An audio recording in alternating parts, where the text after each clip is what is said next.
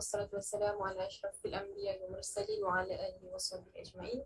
Assalamualaikum warahmatullahi wabarakatuh. Selamat datang saya ucapkan kepada semua ke Usrah Ilmuwan. Kali ini telah mencecah siri yang ke-86. Jadi sebelum kita memulakan majlis, elok kita mulakan dengan Ummul Furqan Al-Fatihah.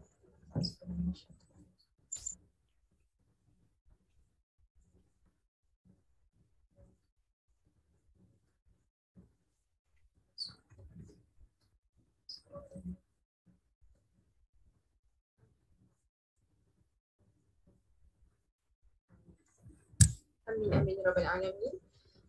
Baiklah, pada malam ini kita akan bersama pengurusi untuk kluster sains dan pembangunan mampan Nadwah Ilmuwan Adim, iaitu tidak asing lagi dengan kita, iaitu Datuk Profesor Dr. Kamarul Aziz Ibrahim. Jadi pada kali ini kita akan memperdengarkan tentang tajuk sains perniagaan cara Rasulullah SAW, iaitu The Science of Business, The Prophet SAW Way. Jadi apa yang saya faham daripada sains perniagaan ni, biasa kita dengar macam pengurusan perniagaan. Saya rasa tidak asing lah. Mungkin Prof akan membentangkan tentang nilai-nilai Islam yang mampu menyumbang kepada pembangunan perniagaan berdasarkan syariah. Jadi kalau kita tengok sekarang pun mungkin dengan isu semasa tentang kenaikan harga barang pada Julai akan datang, tak lama lagi, mungkin Prof akan kaitkan juga. Jadi kita akan dengarkanlah kupasan tajuk pembentangan Prof pada malam ini. Jadi tanpa membuang masa, saya menjemput dan mempersilakan Prof Kamarul Azizi untuk membentangkan pengisian beliau. Dengan segala hormatnya, dipersilakan Prof. Terima kasih Ustazwani. Bismillahirrahmanirrahim. Alhamdulillah Rabbil Alamin. Dah kena share lah, masih tak share.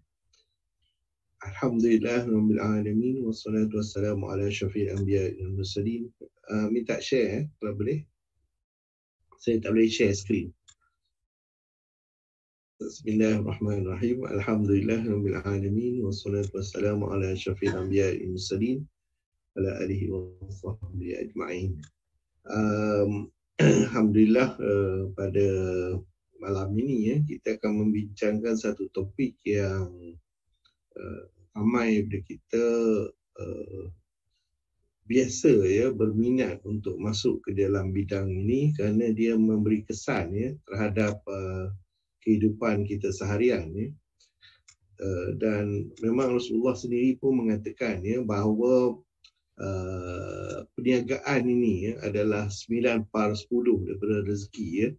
Tetapi banyak yang kita dapati sekarang ni dari segi perniagaan, bila kita berkata mengenai perniagaan, kita tak bercakap cara Rasulullah. Tetapi apa yang kita gunakan ialah kaedah-kaedah daripada selain daripada Rasulullah. Jadi untuk mendapatkan maklumat mengenai cara Rasulullah ni memang berat kerana tak ada buku muamalat yang menerangkan secara agak terperinci bagaimana Rasulullah menjalankan perniagaan. Jadi dia mengambil masa yang agak banyak untuk saya meneliti, terutama dari segi hadis dan juga Al-Quran. Dan alhamdulillah saya berpeluang mengkaji hadis sitah yang sahih saja yang saya tengok. Dan daripada hadis sitah tersebut, saya cuba memperkenalkan kepada kita semua bagaimana Rasulullah SAW menjalankan perniagaan. Dan mengapa harga seperti apa yang Sazwani katakan itu, kenaikan harga yang mendadak apa semua ni tidak akan berlaku kalau di zaman Rasulullah. Kalau kita lihat cara Rasulullah berniaga nanti yang saya akan bentangkan, perkara tersebut tak berlaku. Isu dari segi rakyat akan merana kerana beberapa orang ingin mendapat keuntungan yang singkat, itu pun tidak akan berlaku. Kerana Rasulullah ini adalah rahmatul alamin, yang memberi rahmat kepada semua orang. Jadi dalam semua kehidupan dia, terutama dalam perniagaan, kerana ada dua kerja yang Rasulullah buat yang sambil dia menjadi seorang rasul, iaitu pertama ialah mengembala kambing, dan yang kedua ialah perniagaan. Dan kehidupan dia yang sebenarnya adalah untuk memastikan dia dapat rezeki, ya, selain daripada direct daripada Allah, ialah dengan perniagaan. Jadi saya haraplah satu hari nanti kita, terutama yang belajar dekat masjid-masjid, ya, jangan cukup dekat taharah saja. Ya. Taharah tu penting, ya. Saya bukan kata tak penting. Tetapi bila kita cakap mengenai fiqh yang terbesar sekali ialah fiqh muamalat, yang itu yang merangkumi perniagaan. Dan kalau kita tengok kitab-kitab yang ada mengenai fiqh ni, perniagaan tu selalunya tak tahu dipadamkan ataupun tak macam mana di-miss-kan. Jadi saya rasa amat rugilah, kerana Rasulullah sendiri telah mengatakan, ya, bahawa 9/10, ya, rezeki itu datangnya daripada perniagaan. Jadi kita ni orang Islam ni, kalau dah miss that part, kita hanya dapat 1/10. Jadi bila dapat 1/10 tu, itulah kita sentiasa saja minta bantuan itulah, minta bantuan inilah, minta itulah daripada orang tu, minta itu inilah daripada orang itu. Wahal Rasulullah tak ada pun perlu buat macam itu. Dia berbeza, ya. Permintaan dia bukannya permintaan kerana tak ada wang, tetapi permintaan dia adalah kerana untuk memberi peluang kepada sahabat-sahabat itu mendapatkan pahala daripada Allah. Itu dia beza dengan kita sekarang ni. Bila kita minta, katakanlah sekarang ni ada berlaku gempa bumi di Afghanistan, kita minta bukan kerana kita ada duit, kita minta kerana kita tak ada duit. Jadi itu beza dia. Jadi saya nak tunjuk kepada semua yang mengikuti pada malam ini bahawa cara Rasulullah berniaga itu sepatutnya menjadi cara kita juga, supaya, ya, kita tidaklah sentiasa meminta-minta daripada semua orang, dan kita berpeluang untuk memberi, ya, kepada semua orang, ya, dan meminta. Okey. Kita mula dengan surah ni, ayat ini. Ayat ni penting, ya. Ayat surah Al-Baqarah dalam ayat 275, ya. Saya tak nak baca penuh semuanya kerana panjang, ya. Tetapi apa yang saya nak pentingkan di sini ialah bahagian yang saya highlight tersebut. A'udzubillahi minasyaitonirrajim. Wa ahallallahu al-bai'a wa harrama riba. Jadi Allah mengatakan bahawa dia menghalalkan jual beli, tetapi dia mengharamkan riba. Jadi mengapa persoalan ini timbul, ya? Dan apa yang kita lihat ialah pada masa ini di Malaysia, riba itu terlampau besar. Jual beli yang sepatutnya menjadi pegangan kita semua orang sekarang ni dah jadi diletakkan di belakang dan diletakkan riba di depan. Wahal Allah mengatakan sesiapa yang makan riba ni, alladzina ya'kuluna riba la yaqumuna illa kama yaqumul ladzi. Dia melainkan seperti berdirinya orang yang kesurupan setan kerana gila. Jadi itu dah menunjukkan betapa orang kata Allah marah, ya, dekat orang yang makan riba ni. Ya, memang dia akan menyebabkan kawan tu jadi macam orang gila nanti. Jadi apakah dia yang dimaksudkan itu, ya, kita akan lihat nanti. Dan apa yang pentingnya di sini, ya, ini ayat ini dalam surah An-Nisa ayat 29, Allah berfirman, A'udzubillahi minasyaitonirrajim. Ya ayyuhalladzina amanu la ta'kulu amwalakum bainakum bil batili illa an takuna tijaratan an taradin minkum wa la taqtulu anfusakum innallaha kana bikum rahima. Wahai orang beriman, ya ayyuhalladzina amanu la ta'kulu amwalakum. Janganlah kamu saling memakan harta sama kamu dengan jalan yang batil, kecuali dalam perdagangan, ya, makna perniagaan yang berlaku di atas dasar suka sama suka di antara kamu. Ini dia keyword dia, ya. antara dia minkum. Maknanya kita melakukan perniagaan tijaratan tu, tijarah itu ialah perniagaan dengan taradhi minkum. Maknanya kita lakukannya suka sama suka. Jadi the keyword sini pertama, perniagaan itu dilakukan atas kerelaan kedua-dua pihak. Ini bukan satu pihak saja. Dan kedua, tiada unsur penganiayaan, ya. Tak ada unsur kezaliman, penipuan untuk merugikan satu pihak dalam perniagaan. Kalau ada yang itu by itself dah tak betul dah. Tetapi apa yang kita dapati sekarang ni sebagai contoh sekarang, ya, bila orang semua nak beli ayam, ayam tak ada, harga naik. Jadi secara tak langsung itu penipuan akan berlaku. Secara tak langsung apa orang kata akan berlakulah ketakrelaan kerana kita terpaksa mengeluarkan duit yang lebih kerana nak bayar ayam. Dan satu perkara lagi akan timbul ialah minyak masak ni akan naik sikit lagi. Wah, kita adalah producer minyak masak. Macam mana boleh kita producer number one in the world, ya, di dunia, bukannya di orang kata Southeast Asia ke ataupun di Asia ke, tak. Kita adalah producer minyak terbesar di dunia. Wah, harga minyak nak naik, minyak kelapa sawit nak naik. Jadi itu pun kita pun heran lah, macam mana boleh jadi macam tu.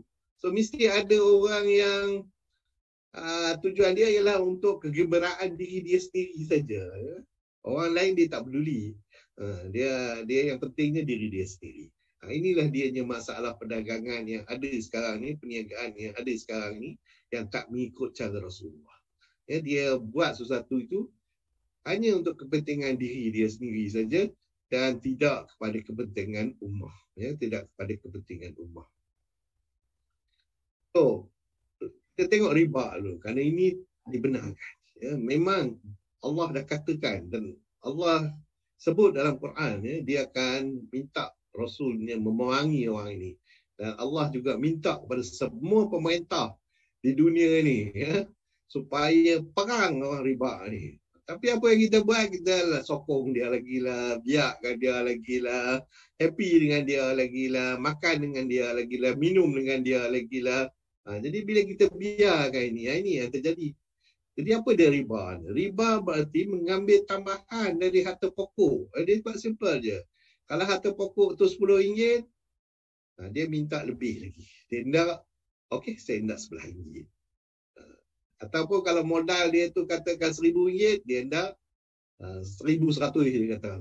Untuk dia punya, bahagian dia. Jadi perkataan bahasa riba berarti tambahan. Ya. Kalau harga asalnya banyak itu dan dia minta lebih, itu adalah tambahan. Ya. Dalam bahasa Arab, ziyadah. Ya. Jadi, kata riba ni dalam bahasa Arab dapat berarti tambahan meskipun sedikit. Dia tak kira walau 1 sen ke, 2 sen ke, asalkan ditambah saja, maka dia akan menjadi tambahan. Jadi jumlah wang dipinjamkan. Sebagai contoh, kita dalam Islam ni kalau kita pinjam walaupun pada tahun, katakanlah ya, saya dilahirkan 1959. Ada somebody pinjam dekat mak saya ke bapak saya ke RM1,000 dia dekat. Sekarang ni umur saya dah 64 tahun. Tiba-tiba dia nak pulang balik duit itu. Berapa saya nak ambil duit daripada dia? Saya hanya akan ambil duit pokok yang dia pinjam, iaitu RM1,000. Jadi orang kata, "Oi, bodoh kan ni?" Tak bodoh sebenarnya. Inilah dia masalah kita. Bila kita minta lebih daripada tarikh tersebut, kita sebutlah ada inflasi lah, ada money apa semua tu. Semua tu yang sebenarnya berlaku kerana riba. Semua itu berlaku kerana riba. Dalam Islam, yang ni saya nak set up the rule, fix and clear bagi semua orang. Duit, kalaulah saya bagi duit 1 juta sekarang ni kat Sazwani, 100 tahun lagi Sazwani tak nak pulang balik kat saya, dia hanya pulang 1 juta tu saja. Tak boleh pulang lebih daripada itu. Kalau dia pulang lebih daripada itu dinamakan riba. Dinamakan riba. Jadi nampak tak? Ini dia unik dia. Dalam Islam ni, dalam dari segi barang yang sama.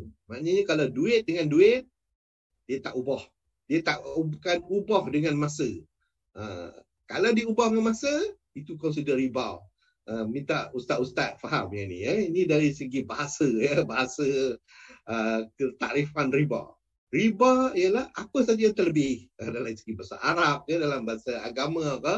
Kalau tengok hadis yang sitah tu, 6 tu, saya tengok tak ada definisi lain daripada itu. Kalau samalah ada ustaz-ustaz yang rasa ada, minta maaf. Tengok dalam hadis tu balik lagi sekali. Maknanya tambahan duit tak ada berubah. Kalaulah katakan saya bagi katakan kat Sazwani 6 jongkong emas hari ni, 1000 tahun daripada sekarang pun Sazwani akan pulang balik kat saya hanya 6 jongkong emas saja. Tak boleh lebih, tak boleh kurang. Itu dia Islam. Islam, dia unik. Dia tidak akan berubah. Nilai sesuatu benda tu tak berubah. Ini dia Islam yang unik, yang menyebabkan inflasi tak ada. Inflasi ini timbul kerana riba. Kalau tak ada riba, tak ada inflasi. Jadi bagi orang pakar ekonomi tinggi mana pun, kalau lah dia kaji betul, dia akan dapat itu dia punca segala-galanya. Itulah punca segala-galanya. Jadi riba ni banyak. Berlaku kat orang yang berhutang, orang yang jual beli. Dan ekonomi pun ada. Jumlah wang pokok yang dipinjamkan diberi minta lagi lebih lagi. Ini semua ni berlaku. Dengan rampantnya sekarang ni. Tak ada tahan. Tak ada apa orang kata raja ke, Perdana Menteri Melayu ke, Presiden Melayu nak perang mereka ni. Wah, Allah telah declare. Siapa yang memerintah kena perang mereka ni. Bukan main-main. Ini perintah perang. Satu-satunya perintah perang yang Allah telah keluarkan untuk mereka ni. Tanggungjawab mereka. Jadi itu pasal saya tak nak jadi pemerintah. Ingat senang ke nak perang orang ni. Ni dalam disimpulkan pengertian riba adalah penetapan nilai tambahan ataupun dalam istilah kita orang Melayu kita panggil bunga. Bunga yang ditambah. Nampak macam cantik tapi sebenarnya merosakkan. Yang melebihkan jumlah pinjaman daripada satu nilai pokok jadi lebih besar lagi. Di riba ni yang sebenarnya dah jadi lama dah. Dah lama dah berlaku. Dan semua agama Islam melarang, agama Kristian melarang, agama Yahudi melarang, semua agama melarang. Tapi mengapa orang masih nak buat? Kerana tamak. Nanti saya akan tunjukkan pasal apa yang ketamakan itu akan ada. Riba ni adalah satu dosa besar. Kita dalam agama Islam ni kena faham, ianya adalah satu dosa besar termasuk masuk dalam perbuatan fahisyah. Ada 7 dosa besar yang disebutkan oleh Allah yang akan garanti siapa yang buat ni masuk neraka Jahannam. Salah satu daripadanya ialah ini, iaitu menyekutukan Allah, sihir, membunuh jiwa, makan harta anak yatim, memakan riba, melarikan diri dari medan peperangan, menuduh wanita yang menjaga kehormatannya sebagai berzina. Ini dalam Sahih Al-Bukhari. Sahih Bukhari ini salah satu daripada 6 buku sitah yang saya sebutkan tadi. Dan juga dalam Sahih Muslim, buku sitah tu juga. Jadi ini semuanya adalah sahih. Ini bukannya main-main yang saya letak ni. Jadi Rasulullah berkata 1 dirham yang dimakan oleh seorang dari transaksi riba sedang dia mengetahui lebih besar dosanya daripada melakukan perbuatan zina sebanyak 36 kali. Jadi nak menunjukkan betapa teruknya riba ni. Itu yang dideklar perang. Dideklar perang oleh Allah dan Rasul. Bukan main-main. Okey. Di dalam Al-Quran, kalau kita baca dalam Al-Quran, ada beberapa ayat mengenai riba ni. Tetapi one thing yang uniknya, saya pun baca Quran banyak dan mungkin tuan-tuan ada baca Quran banyak. Salah satu topik yang sentiasa negatif oleh dalam Al-Quran. Al-Quran ni banyak ke positif. Tetapi ada yang sentiasa negatif, iaitu surah riba, surah mengenai riba. So kalau kita tengok dari surah Al-Baqarah, surah Al-Baqarah lagi, surah Al-Baqarah lagi, semua surah Al-Baqarah ni semuanya negatif. Termasuk surah Ali Imran pun negatif juga. Saya tak nak baca lah. Tak payah, boleh baca sendiri nanti bila ada peluang. Surah An-Nisa, daripada Ali Imran pergi ke surah An-Nisa pun masih lagi negatif. Dan semua bercerita mengenai orang yang makan riba. Jadi, sampailah akhirnya kita sampai surah Ar-Rum pun agak negatif lagi. Jadi, tak ada satu perbuatan yang so negatif dalam Al-Quran daripada riba ni. And yet kita biarkan. Ulama kita biarkan. Orang-orang yang mengetahui agama membiarkan. Orang sains macam kita pun membiarkan. Jadi ini yang kita nak ubah ni supaya jangan dibiarkan.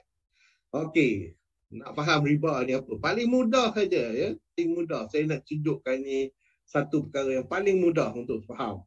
Riba dengan compound interest. Interest tu itself ya, normal interest, simple interest itu pun dah dianggap sebagai riba. Ini kan pula compound interest.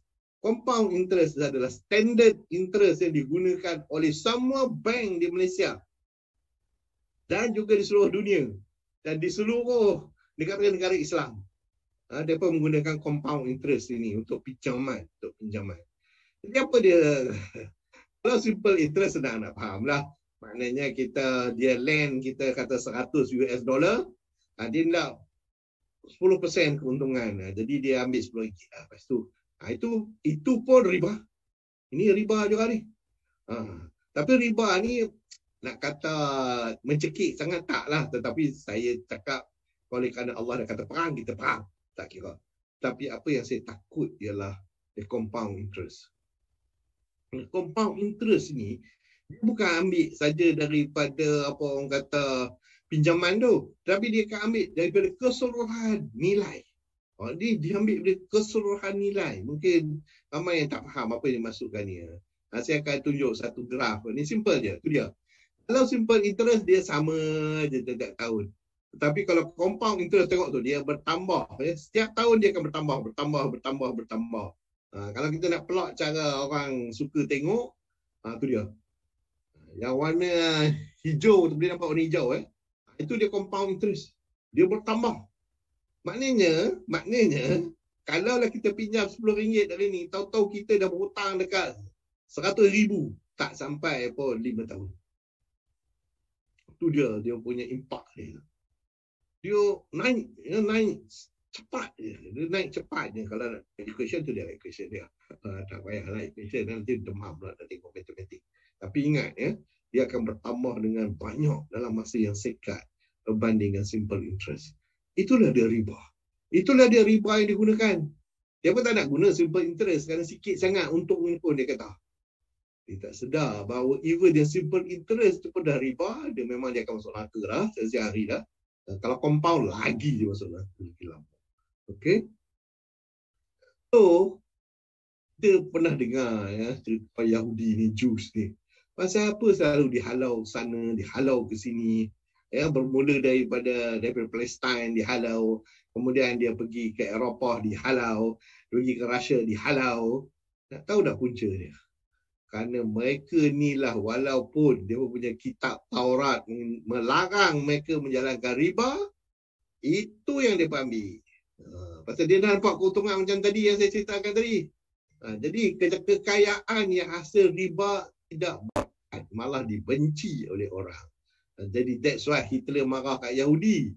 Kerana Yahudi bila dia pergi kat Germany, dia bagi pinjaman kepada rakyat Jerman. Kemudian apabila mereka dapat pinjaman, dia pun nak bayar balik, dia pun kata guna compound interest. Guna compound interest. Jadi lama-lama habis semua tanah-tanah di Jerman tu bertukar kepada Yahudi. Bila Hitler tengok ni, dia terkejut. Dia kata negara dia dah tukar jadi negara Yahudi. Semua tanah-tanah dah jadi tanah Yahudi kan itu. Itu yang dia halaunya, dibunuhnya dan lain lagi. Dan bukan saja di apa orang kata di Jerman. Kalau tengok ni dia gambar dia. Pada tahun-tahunnya di Jerman, di France lagi awal lagi. Pada tahun 11,082, di Jerman pada 13,048, di Hungary pada 13,049, di England pun dia pun dah dihalau pada tahun 12,090, di Spain pada 14,092, di Portugal 14,097 dah dihalau. Inilah dia bangsa yang menggunakan keuntungan riba. Habis semua negara-negara ni akhirnya. Dan dia berlari pergi ke Ottoman Empire. Itu yang akhirnya menjatuhkan kerajaan di Turki dan banyak lagi. Dan mereka di punca dia itu je, simple je. Dia bagi pinjaman, kemudian dia akan gunakan kaedah compound interest itu untuk mengambil, bukan saja orang kata dia bukan ambil tangan je, dia ambil sampai tempat kawan tu berdiri, tanam dia. Jadi cara cepat untuk kerajaan-kerajaan ini, Jerman lah, England lah, Portugal lah, Spain lah, Itali dan lain-lain, ialah halau saja mereka ni. Jadi semua orang dah tanda, akhirnya dia balik ke Palestin. Dan bila dia dah dapat Palestin itu, perangai dia pun sama jugalah. Sampai sekarang. Itulah dia orang yang dibenci. Dan memang Allah dah kata riba ni dibenci. Tetapi minta maaf lah. Kita di Malaysia ni memang bank-bank kita semua guna riba. Kecuali ada yang sebut itu bank yang menggunakan kaedah syariah compliance. Itu saja yang dah. Lain tu semua guna riba. So memang asas dia untuk dapat untung cepat. Kita tak pernah dengar lah bank-bank ni bankrupt. Bila nak bankrupt je dia pun bising lah. Minta supaya dibantu duit dan lain lagi. Tetapi yang sebenarnya mustahil dia pun bankrupt kalau dia pun buat compound interest dalam pinjaman. Mustahil. Kecuali orang tak sanggup bayar. Tapi tak sanggup bayar tu pun dia akan ambil tanah-tanah mereka. Jadi dia pun own tanah-tanah tu nanti. Ini dia masalah dia. So, bagaimana kita orang Islam berniaga? Itu berbeza. Tadi orang Yahudi menggunakan riba ni memang merosakkan bencana kat semua. Tapi bagaimana adab kita berniaga? Kita bermula dengan niat. Berniaga kerana Allah. Dan kita menjual beli benda-benda yang halal saja. Benda yang haram, macam minuman keras, ataupun arak, dadah, apa semua ni kita tak jual. Just imagine that. Ini kalau orang nama kapiak ni, arak dia jual, dadah dia jual, habis semua dia jual. Kita orang Islam tak jual. Dan kita tak boleh monopoli. Maknanya kalau kita ada nasi lemak, jual nasi lemak, kita tak boleh kata, oh saya, orang lain tak boleh jual kecuali saya saja jual nasi lemak kat kawasan. Tak boleh. Siapa pun nak jual, boleh. Jadi kita sistem monopoli adalah salah. Tetapi orang kapiak dia tak ada, dia langgar habis semua ni. Dan kita jujur dalam perniagaan kita. Maknanya kalau kita jual sebagai contoh ikan satu kati, maka memang ikan tu bernilai satu kati. Jadi sekarang ni yang jadi isu yang sebenarnya bagi saya sendiri dan juga ramai kawan-kawan kita ialah minyak. Kalaulah saya beli minyak kat Petronas, kalau saya isi full tank, minyak saya tak boleh sampai pun kereta saya lah, 700 km. Tetapi kalau saya beli minyak dekat Esso ke, ataupun company Shell ke, saya akan dapat paling minimum 750 km. Pasal apa tu? Ni saya start dari E, semuanya E. Kereta saya tu E. Bila saya memang sengaja, kalau saya pakai kereta sampai dah E, saya isi minyak penuh kereta tu. Dan saya dapati, ini bukan sekali ni, saya dah 40 tahun dah pakai kereta. Dan memang saya dapati, kalau kereta beli kat minyak kat Petronas, tak pernah lebih dari 700. Kalau beli dekat Esso ke, dia boleh naik dalam 730. Kalau saya beli kat Shell, dia boleh naik sampai 750.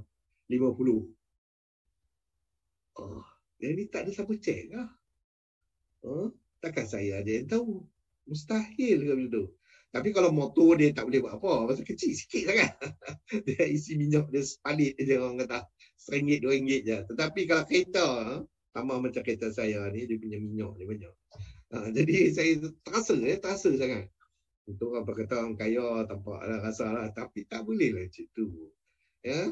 Tahu tak ada satu umat yang Allah laknat di dalam Al-Quran mengenai timbang-timbang. Dia tertipu dalam menimbang. Jadi kita itu dah disebut dalam Quran tu, bukan jadi baik-baik dalam Quran dah kata jagalah kamu bila kamu bertimbang, hendaklah kamu adil. Kalau kamu hendak sesuatu tu, maka kamu guna penimbang yang lain.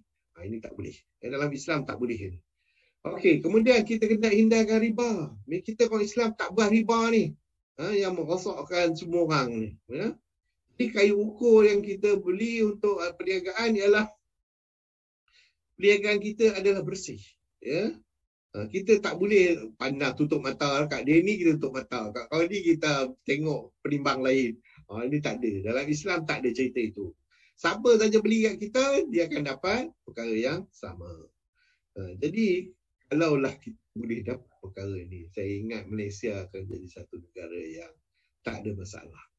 Masalah kita hadapi sekarang ni, punca je ialah kerana adab-adab perniagaan kita adalah berdasar kepada adab-adab orang kafir, dan bukannya berdasarkan kepada perniagaan orang Islam.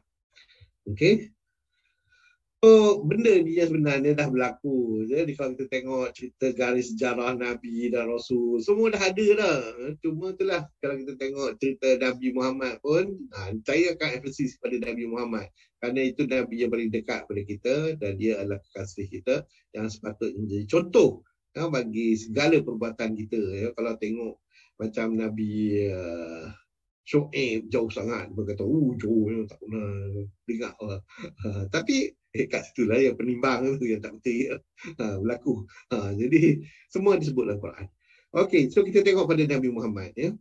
Status perniagaan dalam Islam ya. Yang sebenarnya status dia amat penting ya. Dalam Islam ni dia satu terminologi yang Quran banyak guna. Sebagai contoh dalam ayat ini ya. Sesungguhnya orang yang selalu membaca Alkitab dan mendirikan solat, mendermakan dari apa yang dikurniakan kepada mereka secara tersembunyi atau secara terang, mereka mengharapkan sejenis perniagaan yang tidak rugi. Allah kata, ni buat kebaikan apa semua ni, beribadat apa semua ni, ialah satu perniagaan dia sebenarnya. Jadi tinggi ya. Nilai perniagaan ni memang tinggi di mata Allah. Tinggi mata Allah berbanding dengan riba yang memang Allah tak suka, yang memang Allah tak mahu supaya kita buat perkara itu. Dan kalau kita baca lagi ayat mereka, wahai orang beriman, mahu aku tunjukkan satu perniagaan yang boleh menyelamatkan kamu dari azab seksa.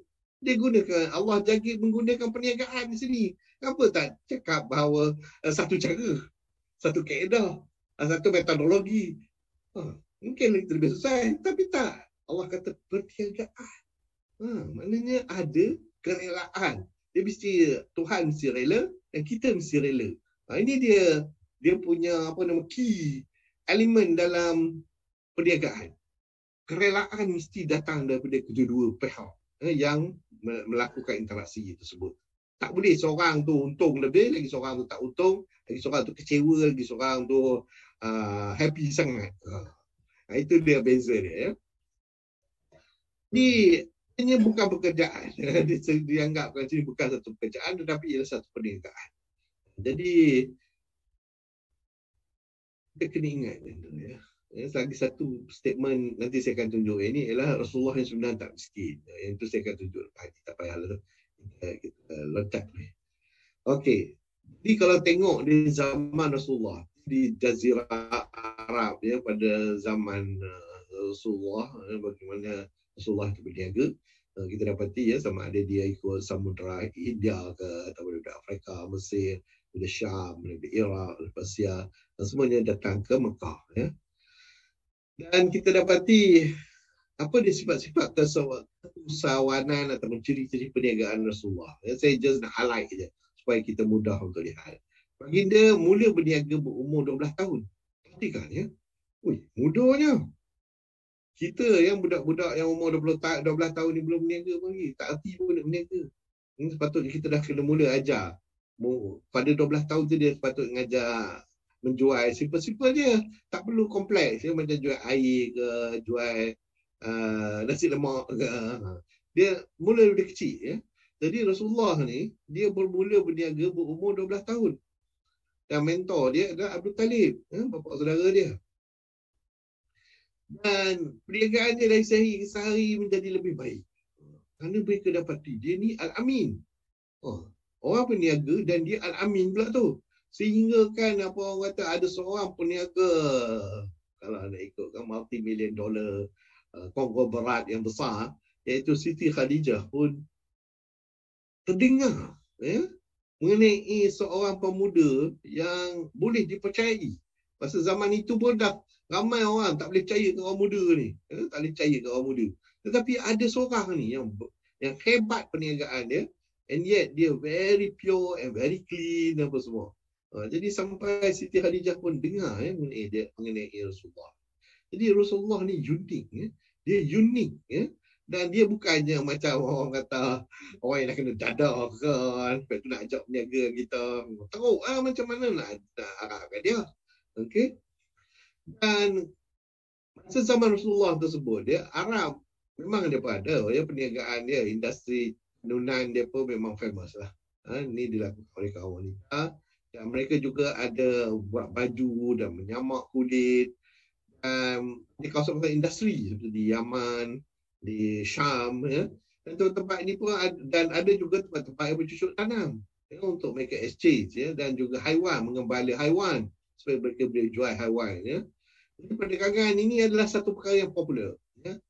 Orang Arab memang suka berniaga ya, dan mereka memang suka berniaga dan mereka tak segan-segan pergi ke Yaman pada musim dingin kerana kawasan itu panas, dan pergi ke Syam pada musim panas kerana musim di Syam dia mungkin cuaca dia lebih sejuk. Jadi musim panas dia pergi ke sana.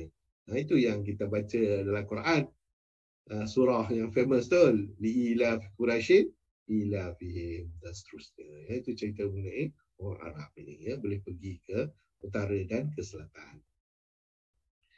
Dan mereka ada famous ya, pasar, ada 3 pasar ni yang paling famous. Ini semua berdekatan dengan Mekah. Ya, kalau kita nak tengok apa mana ya. Jadi 3 pasar utama zaman jahiliah ni ialah satu yang berdekatan dengan Mekah dengan Taif, dekat dengan Mekah tapi lebih dekat kepada Taif.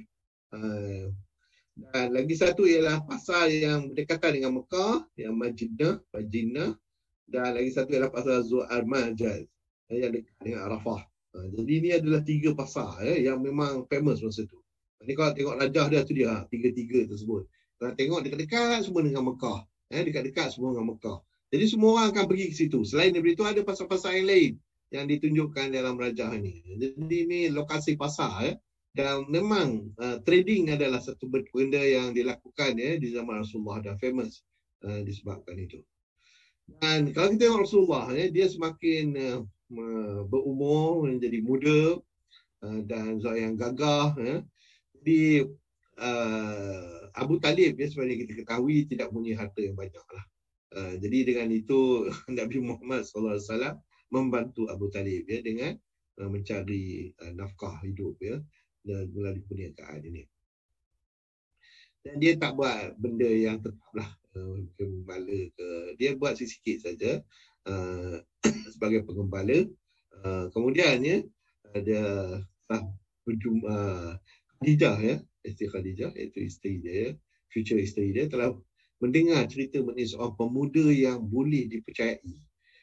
Jadi bila dia dengar ini, jadi dia jarang dia kata jumpa seorang yang punya akhlak yang baik seperti Muhammad dan boleh juga berniaga.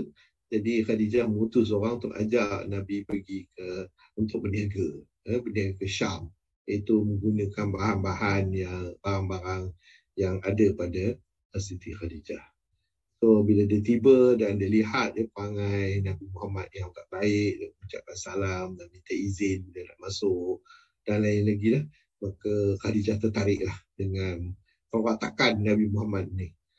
So dia pun bagilah barang-barang dia untuk pergi ke Syam untuk berniaga, dan dia suruh seorang hamba lelaki dia nama Maisarah, walaupun nama dia bunyi macam perempuan tapi sebenarnya dia adalah lelaki, ikut Rasulullah untuk bersama-sama Rasulullah untuk berniaga. So mereka pergi agak lama juga. Kalau tak silap saya, ni dia punya jalan yang pergi untuk berniaga tersebut di Syam, di Syam, di sebelah utara Mekah. Sebelah utara Mekah. Dan mereka pergi, kalau tak silap saya, tahun, bukan kejap, bukan kejap. Dia pergi ke Syam 4 tahun berniaga di sana.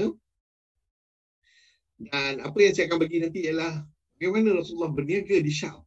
Itu memang ada dalam hadis-hadis tapi tak ramai orang highlight.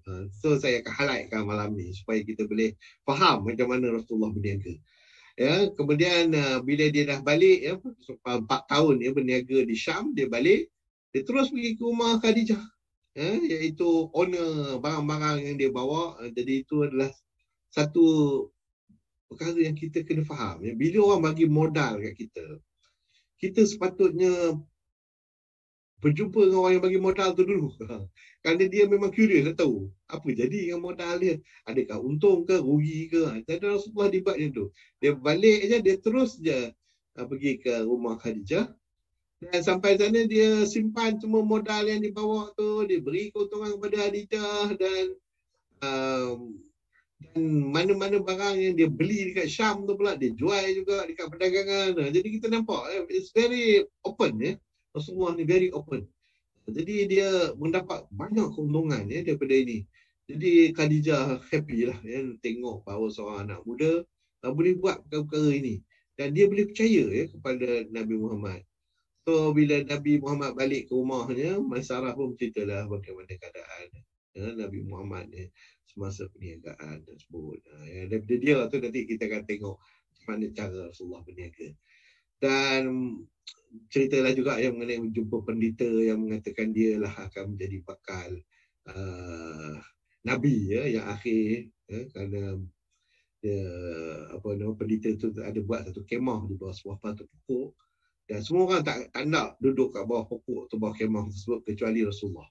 Memang pendeta tu tahu bahawa hanya satu orang je yang boleh duduk kat situ, iaitu seorang Rasul akhir zaman. So dia berceritakanlah kepada Khadijah oleh perkara ini. Dan dia diperhatikan juga bahawa awan sentiasa menaungi Nabi Muhammad SAW sepanjang pergi ke Syam. Kalau siapa dah tahu nak pergi ke Syam ni, matahari dia terik atas kepala tu memang panas ni. Jadi Rasulullah bila dia berjalan tu ada je awan atas kepala dia melindungi dia. Jadi yang ini Maisarah terkejutlah dia tengok ini. Okey. Jadi banyaklah yang didengar mengenai Nabi Muhammad ni Khadijah mendengarnya. So banyaklah juga walaupun kita sebut mengenai pasar yang ada 2-3 macam ni, tapi kita dapati bahawa orang Arab ni selalu bergaduh. That's why orang kata dia pun tak dapat untung banyak. Kerana bila mereka selalu bergaduh dan juga di padang pasir ada je perompak. So sentiasa diambil orang keuntungan-keuntungan tu di padang pasir. Jadi yang inilah beberapa perkara yang berlaku di negara Arab ketika itu. Tapi macam di Hijaz, oleh kerana terlampau ramai Yahudi, dia praktikkan riba. Jadi riba ni sebenarnya kita tak lihat memanglah akan merosakkan masyarakat tersebut. Jadi hasil dia tu kadang-kadang tak banyak mana lah. Tak sepatutnya, tak dapat sebanyak mana yang sepatutnya kerana perkara ini. Dan mereka duduk pun hanya dekat kawasan yang ada air je. Lagipun tempat lain mereka tak boleh kerana susah untuk kehidupan. Bila air kering, dia berpindahlah ke tempat lain. Macam tu orang Arab ni. Dia sentiasa bergerak dari satu tempat ke satu tempat. Bagi yang duduk kat kota pula, mereka ada sektor perdagangan mereka sendirilah. Sama ada kemian ke perfume, rempah-rempah dia bawa dari Yaman. Jadi dekat kota-kota tu menjadi tempat pertukaran bahan. Di Madinah famous dengan buah-buahannya. Jadi kalau siapa nak buah-buahan, dia akan pergi. Dan begitu juga kat Taif. Taif ada secu. Dan pun itu pun dia ambil. Dan di tempat lain juga ada gandum di Yamamah dan lain-lain lagi. So ini adalah sejarah lah mengenai perniagaan-perniagaan yang berlaku. Dan Rasulullah involve dengan perniagaan-perniagaan ini. Cuma itulah duit yang mereka gunakan ialah dinar Bizantium, iaitu daripada Rom. Dan juga daripada Persia, daripada Persia, bukannya daripada Arab. Arab tak ada duit masa itu, dia guna duit orang lain. So industri dia kalau kat Yaman dia beli celak lah, kalau kat Madinah dia beli barang emas, dan di kota-kota lain juga bergantung lah. Kadang ada yang banyak besi, pandai besi, ada yang tukang pintal, ada yang baju dan lain-lain lagi. Jadi kebanyakannya bekerja asal dan para buruh dan yang bukan daripada bangsa Arab. Jadi bangsa Arab ni selalu jadi bos lah. Yang orang lain tu semua jadi hamba yang membantu saja. Cuma yang masalahnya ialah riba ni juga besar di Mekah, di Taif, di Yathrib, iaitu Al-Madinah. Jadi ini menyebabkan ekonomi mereka tak maju, tak maju. Puncanya macam saya telah ceritakan tadi lah. Let's look apa dia keunikan apa nama bisnes Rasul ni. So saya akan just highlight aja supaya kita dah baca dah dengan quite detail tadi. Saya nak tunjuk point out apa dia perkara-perkara yang uniknya oleh Rasulullah ni. Pertama ya, dia dapati dia bermodalkan kepercayaannya. Just imagine ya. Siti Khadijah bagi modal dia tu kerana dia tahu Nabi seorang yang boleh dipercayai, yang jujur. Jadi modal dia ialah kepercayaan. Sekarang ni boleh kan kita percaya kat orang-orang tak tentu ada? Tak boleh. Ya susah ya. Dan yang kedua ialah bisnes dia bersih dan dia anti riba. Dia tak ada riba dalam bisnes dia. Dia bisnes dia bersih. Maknanya kalaulah modal yang digunakan itu dia akan, nanti saya akan tunjukkan macam mana daripada modal tu dia boleh dapat untung banyak. Dan dia tak ada, dia tak suka riba. Dia tak buat riba langsung. Okey, itu nombor yang kedua yang Rasulullah buat. Yang ketiga ialah dia mula entrepreneur dia muda. Tadi saya cakap yang umur 12 tahun tu dia dah mula berniaga. Jadi maknanya dia dah dilatih dari muda ya supaya pandai berniaga. Jadi ini penting ni. Kerana perniagaan ni sebenarnya you learn melalui proses dia. Kalaulah you tak belajar daripada kecil, you tak reti nak buat apa-apa. Decision yang you nak buat tu tak betul kadang-kadang. Jadi barulah ini akan membentuk bisnes yang Rasulullah akan tunjukkan kita nanti. Yang saya akan tunjukkan nanti. Okey. Bagaimana cara Rasulullah kita berniaga? Pertama, dia tidak pernah berdebat. Dia kalau dia jual satu benda tu, kalau orang nak berdebat dengan dia kata dia tak nak jual. Tetapi kalau orang tanya secara baik mengenai produk dia akan cerita lah. Setakat itu saja. Dia takkan berlebih-lebihan dari segi nak memuji barang dia ke, tak ada. Dia cerita setakat mana yang patut saja. Dan dia mempunyai satu teknik menjual yang unik. Yang ini ada juga lah ustaz-ustaz kita sebut tetapi tak ramai orang yang highlight. Iaitu kalau selalunya kita nak jual satu barang, kata contohkan kain, kita nak jual kain, selalunya kita akan jual dengan harga yang mahal dulu. Dan kita pun tawar-menawar di antara penjual dan pembeli. Jadi selalunya penjual akan letak harga tinggi, kemudian dia akan turun harga. Rasulullah unik, dia tak buat macam tu. Dia tak buat macam tu. Dia saja yang unik. Dia pergi Syam, dia menjual modal daripada Khadijah itu, iaitu pakaian juga. Dia jual, dia cakap modal yang saya untuk pakaian ini adalah RM3, dia kata. So berapa you boleh tawar untuk harga ni? Untuk modal yang dia tawarkan ni. Jadi oleh kerana orang tengok kejujuran dia itu. Orang tawar selalu tak pernah lah. Oh, you kata modal itu RM1, saya nak beli RM2. Tak adalah. Orang, kita kena appreciate orang kadang-kadang. Kita kena appreciate orang. Bila kita cakap RM3, sebagai peniaga, kita akan cakap dia, okey lah, since you dah modal dia RM3, saya beli RM5 lah. Supaya you ada untung sikit. Win-win. Orang kata win-win. So Rasulullah menggunakan teknik ini. Dan berdasarkan teknik ini, dia dapat untung banyak. Kerana harga yang dia dapat tak pernah kurang daripada modal. Jadi kita dalam perniagaan ni, kalau kita dapat lebih daripada modal, memang kita akan untung. Yang selalu masalahnya ialah modal tak boleh dapat, apa pun tak boleh dapat. Itu dia beza dia. Itu yang selalu rugi. Okey? Dan dia sentiasa senyum. Rasulullah ni kita ketahui dia sentiasa senyum. Jadi bila dia senyum, orang percaya kat dia. Taklah orang tengok masam muka ke, pergi kat kedai tu, tengok orang kedai tu lagi garang daripada kita. Kita nak beli dia ke dia nak jual kita? Kadang-kadang kita tertanya-tanya kat dia. Tengok kita nak beli kuih, dia marah-marah kat kita pula. Marah-marah tak nak beli. Tapi Rasulullah tak, dia senyum. Dia senyum dan sentiasa tertarik bila dia berniaga tersebut. Dia jujur, dia tak pernah nipu. Kalau dia tengok kalau lah kain dia terkoyak sikit, dia beritahu, ni kain ni dah terkoyak kat sini. So berapa harga you nak? Modal saya banyak ni. So kalau tu bagilah harga dia. Jadi kalau dia tengok reasonable lah, dia kata okey saya jual kat dia. Jadi inilah kejujuran yang tak ada ya pada zaman ini. Dia tak bersumpah palsu. Bersumpah palsu ni macam kata, oh saya ada 1,000 lagi stok lagi kat rumah. Dia tak ada. Kalau dia tak ada, dia kata, oh saya dah habis dah stok. Tak boleh nak buat apa. Kalau next time bila saya dapat, nanti saya akan jual balik. Macam itulah. Itu dia tidak bersumpah dengan palsu. Dia lemah lembut, ya. Dia tak garang, ya. Dia tak marah-marah dekat orang yang nak beli ke, tak nak beli ke. Kerana dia yakin dengan Allah. Ya. Dia yakin dengan Allah. Okay. Dan dia bukan mengejar harta semata-mata. Harta itu bukanlah tujuan dia berniaga itu. Tetapi oleh kerana cara dia berniaga itu, harta itu datang kat dia. Dunia ni selalu dia macam tu. Kalaulah kita tak kejar-kejar dia akan kejar kita.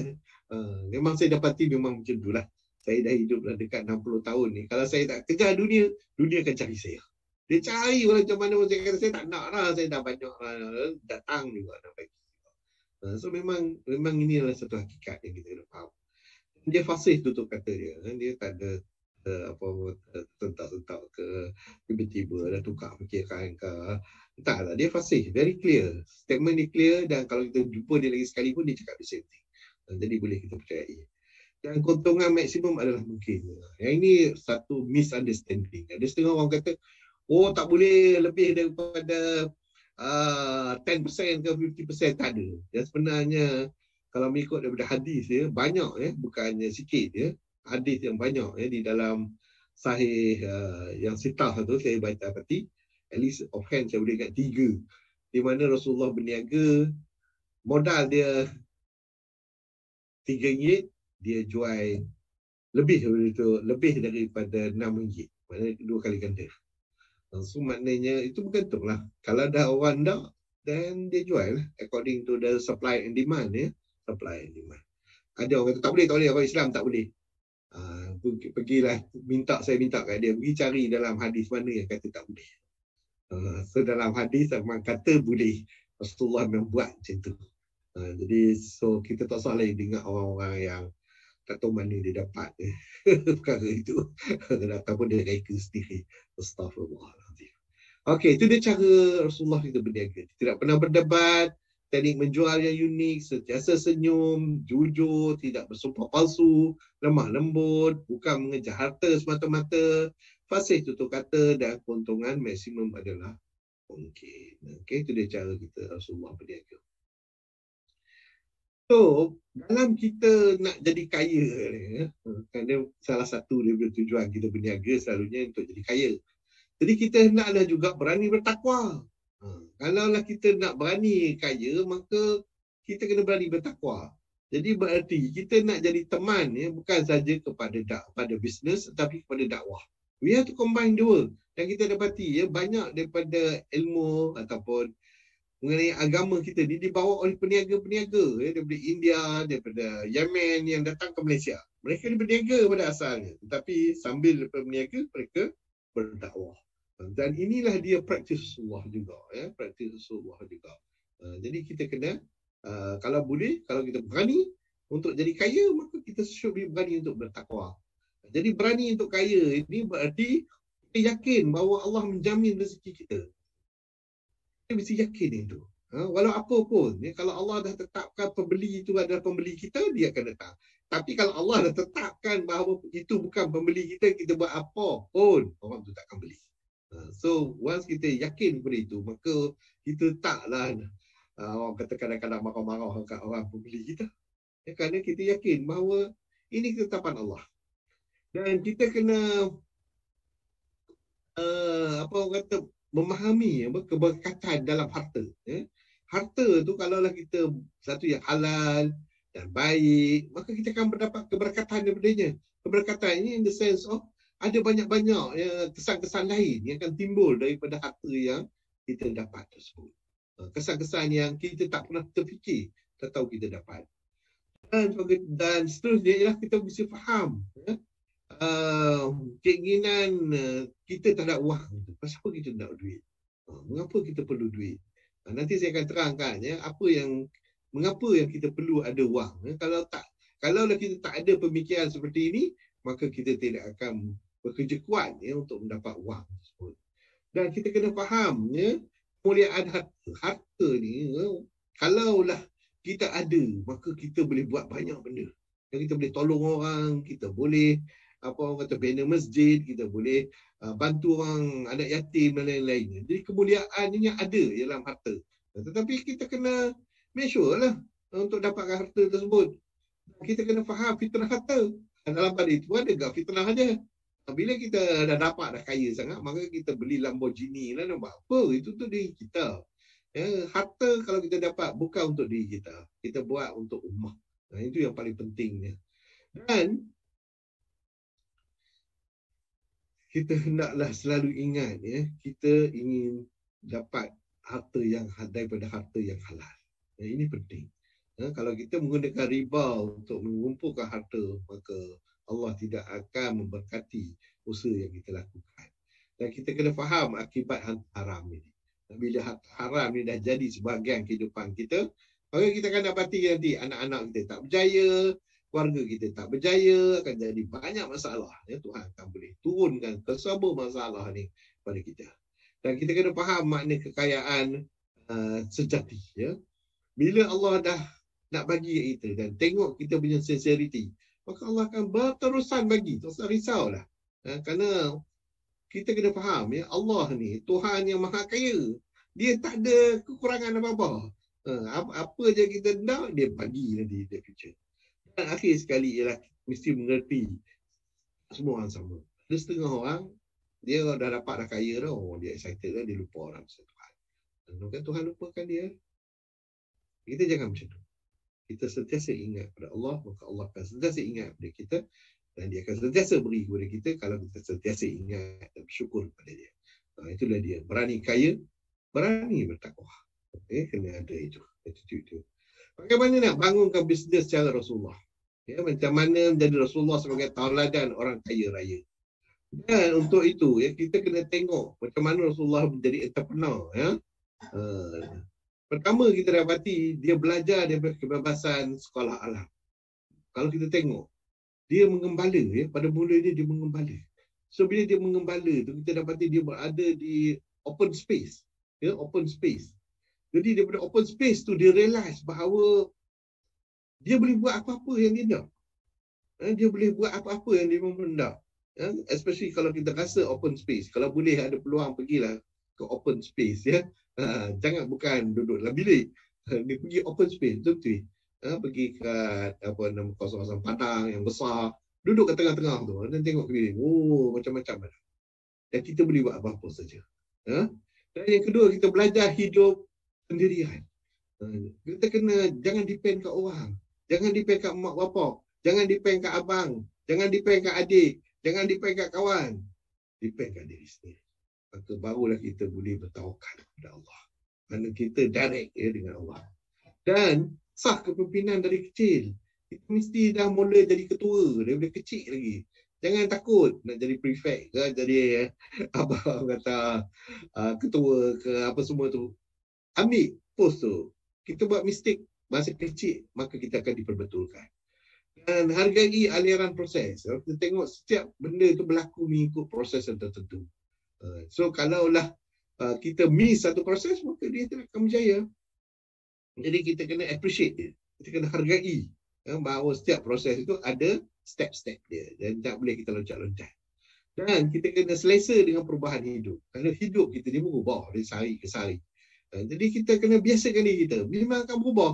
Walaupun kita hendak ke tak hendak ke, dia akan berubah. Kerana ini adalah lumrah dunia.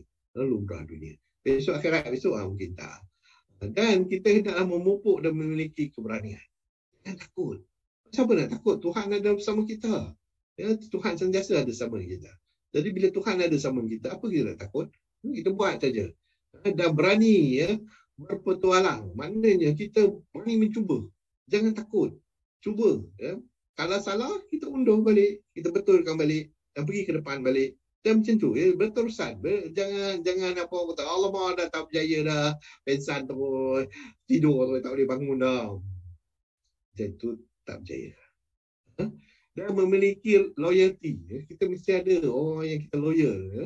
Maknanya kita dapati bahawa dia boleh membantu kita kadang-kadang. Dan dia kita perlu bantuan, dia akan ada. Jadi kita kena loyal juga dengan dia, ya, supaya kita boleh pergi ke depan. Dan siapakah dia yang paling baik untuk kita loyal? Ibu bapa kita. Dan mereka ni tak pernah menasihat kita untuk membawa kepada kehancuran kita. Jadi loyal lah dengan mereka. Dan kita kena istiqamah. Apa yang kita buat, janganlah baru je sekali buat dah tak nak buat dah. Tak boleh, kita kena istiqamah, berterusan. Ya. Kena yakin diri, kepada yakin diri. Because at the end of the day, kita tahu, ya, kalau Allah nak bagi, kita akan dapat. Kalau Allah tak nak bagi, kita tak dapat. So, whether kita dapat, kita tak dapat, kan kita tahu itu adalah pilihan Allah, dan pilihan Allah itu adalah yang terbaik. So, kita terima saja. Berani membentuk jaringan. Ini juga kawan-kawan. Kita kena kawan dengan semua orang. Kenapa yang kita nak pilih kawan tu lah, kawan ni lah? Kerana dia tersengih sikit dia tu, kita hendak. Orang yang tak tersengih macam tu, kita tak nak. Apa siapa? Kerana Allah dah sebut dalam Al-Quran. Mengapa dia ciptakan bangsa berbeza-beza ni? Supaya kita berkenal-kenalan. Jadi memang Allah dah sepuh dah kita berkenal-kenalan. Kenal-kenalan lah dengan semua orang. Dan kita bicara empati. Ya. Bila tengok ada orang dah kesusahan, maka kita kena ada empati. Dan kita kena ada kebijaksanaan. Dan tengok apa yang patut kita buat, apa yang tak patut kita buat. Dan kita hendaklah sentiasa berdoa. Because doa itu senjata orang mukmin. Kalau kita tak doa, kita tak minta ke Tuhan, maka Tuhan tak bagi. Yang ini one thing yang jelas. Okey, apa dia rahsia bisnes Rasulullah? Ini nak masuklah yang key important ni. Menjadikan pekerja sebagai ladang menjemput syurga. Ya. Kita menjadikan bisnes kita itu untuk kita masuk syurga. Itu penting.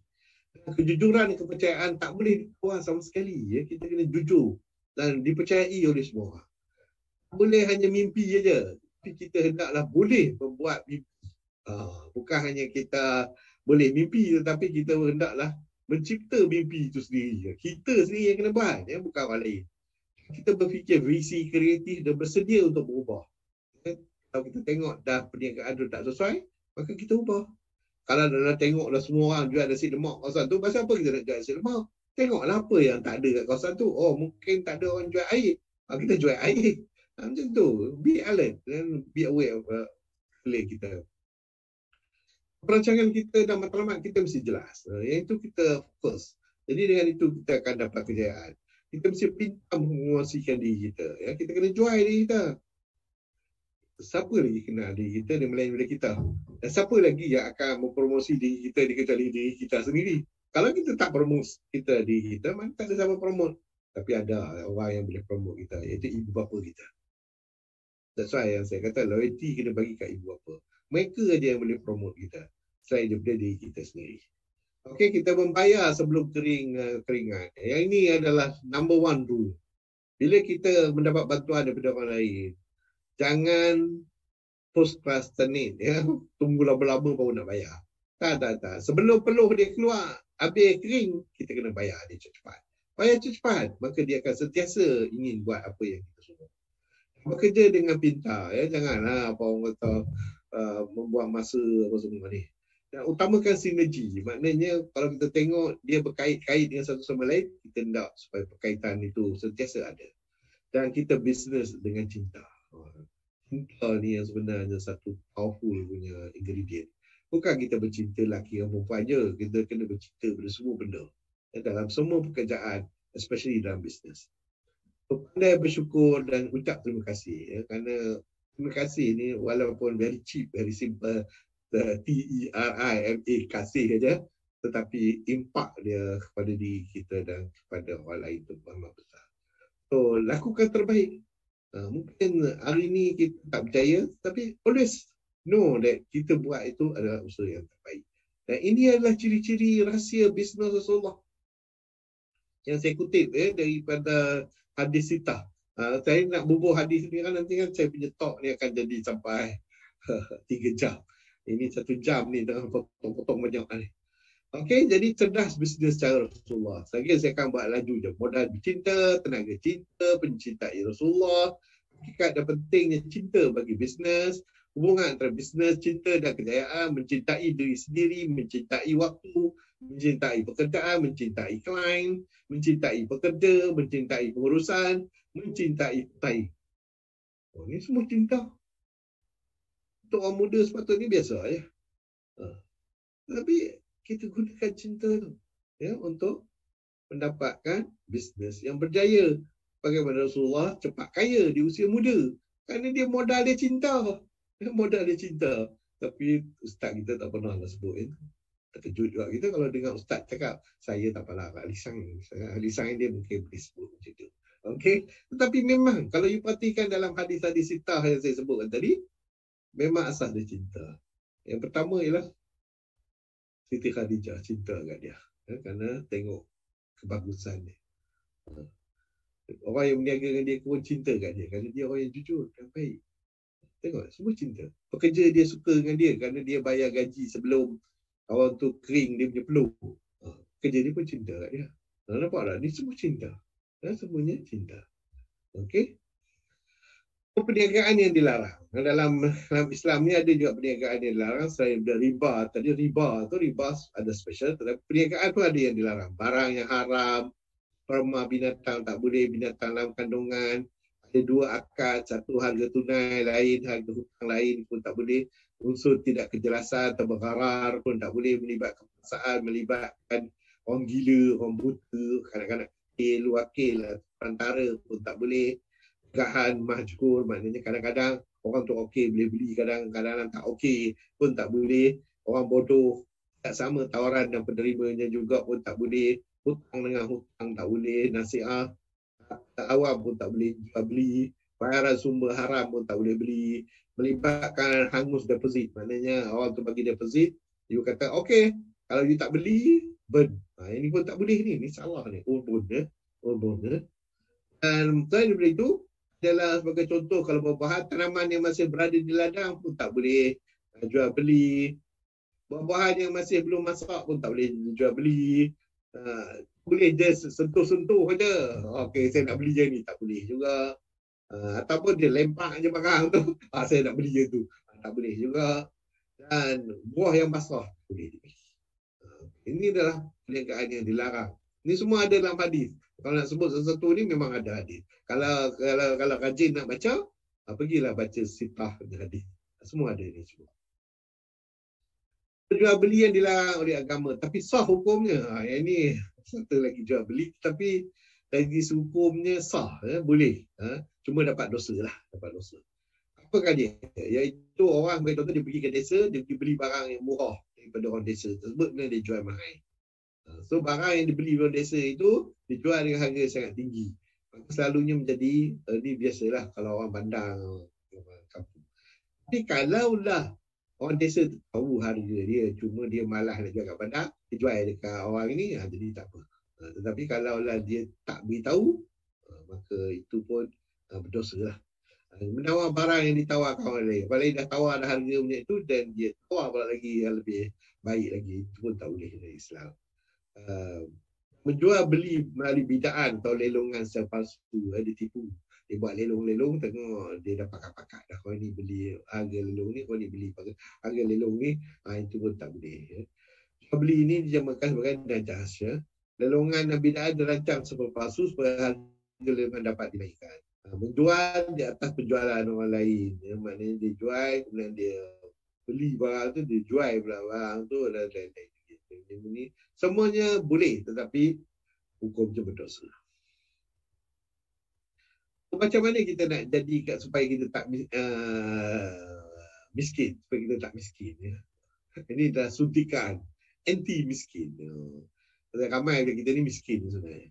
Okey, jadi apa dia 3 suntikan? Pertama, siapa yang banyak memberi, ia akan banyak menerima.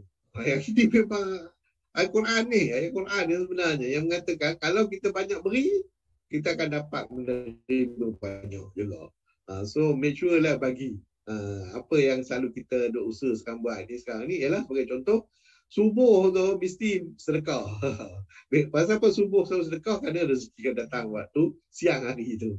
So sedekah lah 10 sen ke 20 sen ke, tapi sedekah. Jadi dia akan datang balik berganda-ganda. Yakinlah takwa dan tawakal sebagai kunci pembukaan pintu rezeki dan jangan keluar bagi setiap soalan hidup. Kita bertawakal pada Allah. Kerana bila kita bertawakal kepada Allah, Allah akan bantu kita. Kalau kita ingat Allah, Allah akan ingat kita. Jadi itu pentingnya. Ya. Karena semua hasil usaha hanya pada Allah. Ya. Kalau Allah yang nak tetapkan, maka dia akan berlaku. Dan hijrah. Ya. Hijrah ni sebenarnya dia akan menyebabkan rezeki yang banyak. Ramai orang tak tahu ini. Jadi kalau kita tengok, duduk dekat KL ni tak boleh dapat duit banyak ataupun duduk kat Johor baru tak banyak. Okey, kita pindah ke Bangi. Jadi mungkin bila pindah ke Bangi tu akan banyaklah rezeki yang kita boleh perolehi. So, kenapa kita perlu memiliki harta? Pertama untuk mengeluarkan zakat. Kedua membangunkan agama supaya kita bila kita miskin ni dia akan bawa kita pada kekafiran ya. Dan harta juga boleh membantu kita dalam dakwah untuk beribadat dengan tenang dan orang akan dengar cakap kita ya. Kalau orang miskin ni tak ada siapa nak dengar. Kalau dia tengok miskin. Okey. Rasulullah miskin? Tak. Sebenarnya baginda seorang yang kaya. Macam siapa saya kata gitu?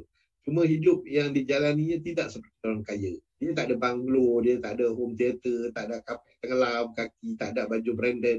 Tapi kalau kita tengok bila Rasulullah pergi berjuang, ya, mengatakan dia pergi berperang, dia akan mempunyai baju perang yang terbaik. Dia akan mempunyai kuda perang yang terbaik. Semua dia dapat semua tu takkanlah kot. Dia miskin sampai tak boleh dapat benda-benda tu. Dia mesti kaya. Jadi dia beli baju perang dengan harga yang dia sepatutnya. Dia beli kuda perang yang terbaik. Jadi memang dia kaya. Jadi cuma beza dia tak guna duit dia untuk membuncit ke perut dia sendiri. Maknanya untuk diri dia, untuk kenyang ke apa. Alamak, saya sebut pun saya membuncit juga lah. So, kena jaga-jaga lah ni. Jadi dia, kalau kita dengar ya, Rasulullah sentiasa mengikat batu ke perut dia untuk menahan lapar. Jadi tak kaya. Cuma dia tak mau hidup untuk diri dia sendiri, tetapi untuk masyarakat. Jadi pemilikan harta ni pernah berkata bahawa merupakan kekayaan terpuji, tapi untuk orang soleh ya. Tapi kalau tidak, dia akan mengotorinya pada angkuh dan lain. Jadi ianya satu harta ni satu medium yang kuat ya. Boleh menjadi punca kemurkaan Allah seperti Firaun dan Karun. Dia juga boleh digunakan alat sebagai dalam kita berniaga ya. Dan harta dan perniagaan juga boleh jadi pintu ke neraka ya, kalau kita tak berhati-hati ya. Kesimpulannya, perniagaan adalah 9/10 rezeki. Perniagaan setakat boleh hidup seharian adalah mudah ya, semua boleh buat.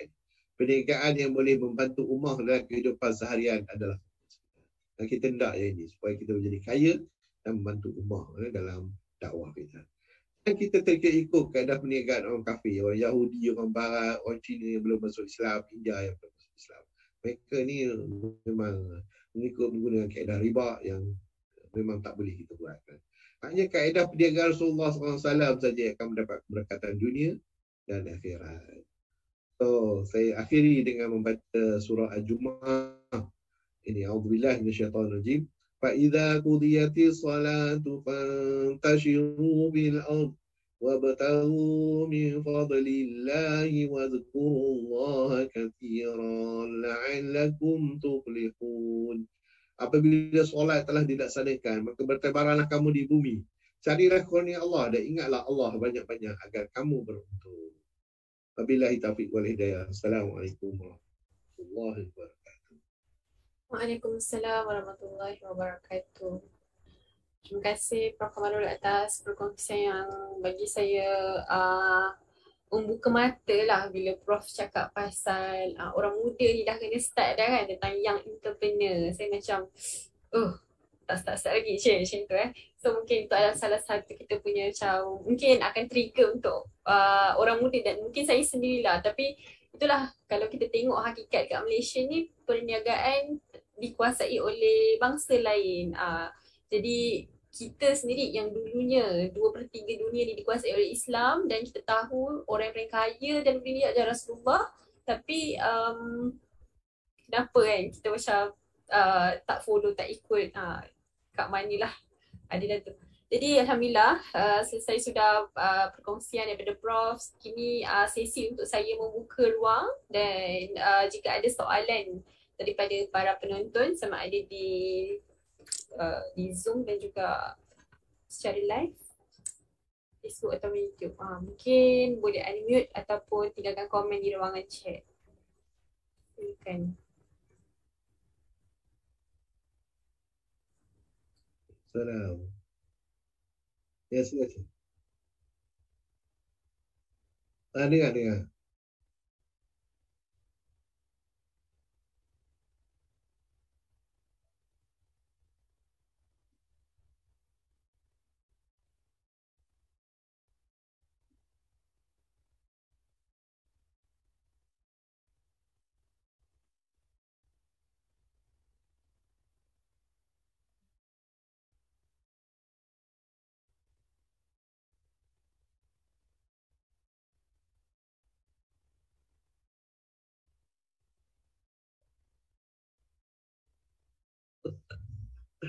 Ah,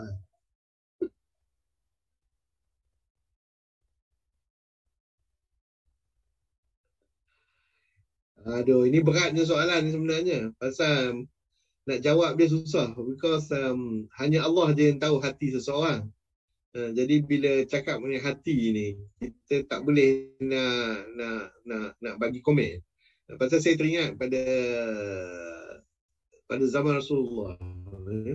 I think the famous story tu yang ada seorang sahabat Rasulullah.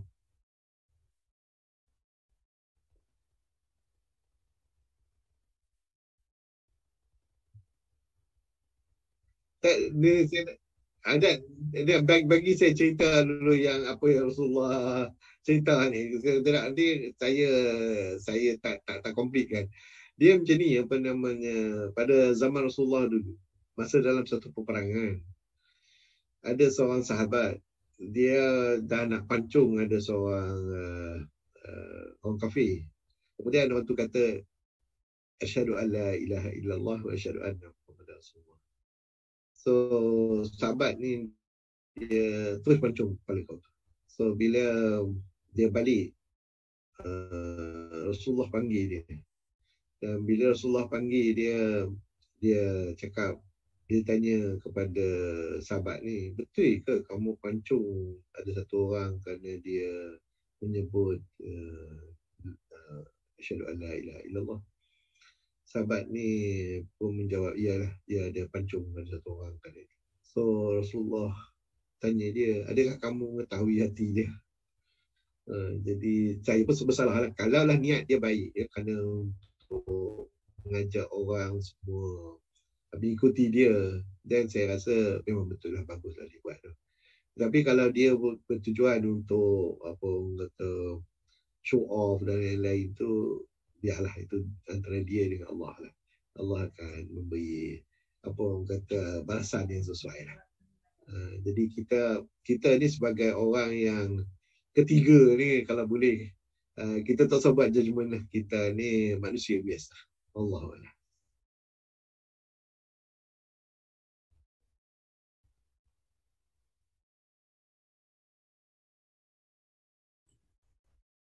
Okay, terima kasih Kak Aina atas soalan dan juga Prof atas penerangan lah tentang isu ni. Tapi memang sekarang ni kita tengok ini kira macam trend lah, saya boleh katakan. Cuma bila kita back to hakikat sebenarnya, kita memang tak boleh tahu tentang hati seseorang, dan perkara ini akan dinilai lah baik buruknya, pahala dosanya oleh Allah SWT. So moga-moga kita itulah masing-masing menjaga itulah tak nak lah kalau boleh kan kita buat perkara yang orang kata apa, yang perkara yang dicintai Allah kan, berniaga 9/10 ada rezeki adalah daripada perniagaan kan. Tapi bila ada sifat-sifat ataupun tersirat dalam hati benda-benda ni, jadi macam tak best lah pula. Okey, mungkin ada soalan daripada yang lain tentang pandangan ke tentang perniagaan Rasulullah ni. Bila Prof kupas satu persatu, kita memang macam kembali belajar sirah dah. Tapi itulah, kita memang memerlukan pengulangan. Kita tengok balik kan macam mana perjalanan Rasulullah berniaga daripada mengembala seterusnya pada bidang perniagaan. Dan itulah, bila Prof cakap tentang keuntungan tu, saya pun macam baru sebab sebelum ni macam terdengar kan keuntungan tak boleh lebih tu, tapi hakikatnya sebenarnya tak ada masalah pun. So macam menarik lah benda tu. Boleh mula dah lah. Okey. Adakah soalan daripada sidang penonton?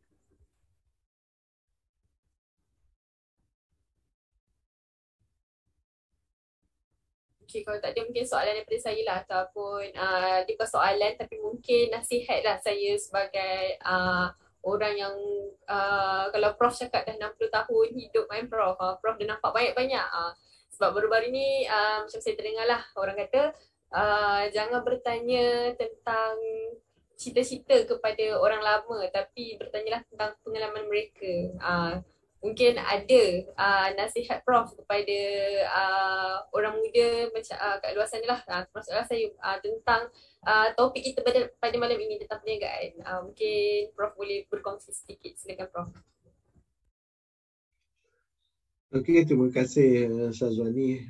Saya ingat salah satu daripada apa yang Rasulullah buat yang saya ingat untuk orang muda memang patut mula daripada sekarang.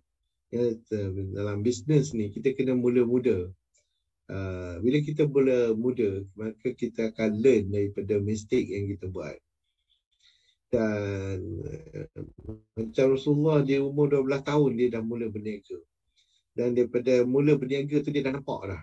Kalaulah dia buat cara yang biasa orang buat, iaitu dengan meletakkan harga dia tinggi dan tawar-menawar, selalunya bila kita tawar-menawar ni, kita tend to be overzealous dan banyak perkataan-perkataan yang tak patutnya akan ada. Jadi Rasulullah bila dia tengok keadaan itu, dia kata dia tak nak buat macam tu. Dia akan beritahu modal dia, kerana dia orang yang jujur, dia seorang yang jujur. Dan dia cakap modal saya adalah RM5, katakan sebagai contoh. Dan berapa harga yang you nak buat. Sambil tu dia ceritalah, saya ni datang daripada Mekah. Ni dekat Syam. Jadi perjalanan daripada Mekah ke Syam tu pun dah berapa hari. Kalaulah dia cakap modal dia RM5, takkanlah kita nak bagi dia RM5 juga. Jadi kita dapati bahawa bila dia menggunakan teknik perniagaan cara macam ni, dia pergi kepada heart. Itu yang saya kata, inilah dianya selalu kita sebut sebagai ekonomi manusiawi, ataupun kita involve dengan diri orang untuk sendiri. Bila kita involve dengan diri orang untuk sendiri, dia akan lebih mudah lagi. Jadi cubalah, Pasal ni boleh masuk bisnes apa pun tak risaulah. Cuba and make the first mistake. It's alright. Buat the first mistake. Saya, anak-anak saya cakap, kalaulah dia tengah buat bisnes, memang saya galakkan semua anak-anak saya buat bisnes. Kalau by umur 30 tahun tak jadi milenial, tukar bisnes lain. Tu Syazwani dah umur berapa? 28. Kalau 28 still ada 2 tahun lagi untuk buat bisnes lagi. And then kalaulah tak boleh juga, tukar bisnes lain. Dia akan bukan susah, tukar je. Mana tahu kau rezeki itu dekat bisnes lain, ya. Macam saya sekarang ni dengan Tuan Haji Yusof akan pergi ke Afghanistan, insya-Allah pada 14 bulan ni. Dan memang banyak bisnes lah yang kami akan pergi ni. So kalau berminat untuk pergi bisnes kat sana, Tuan Haji Yusof ada tu kat skrin tu. Itu bisnes antarabangsa lah, import export. InsyaAllah. Profesor. Ada satu soalan tentang Rasulullah SAW beritahu berniaga dengan menjelaskan apa menjelaskan ini modal dia kan. Adakah modal tu diambil dari segi cost ada dua, sama ada economic cost ataupun accounting cost. Dari segi itu. Kalau dari segi mungkin Dr. Syadia di sini. Kalau economic cost dia termasuk dia punya opportunity cost, maksudnya yang cost yang dia tak keluar dana sendiri, masuk tenaga dia, masa dia pun dimasukkan sekali sebagai cost. Itulah mungkin ada tak maklumat tentang tu?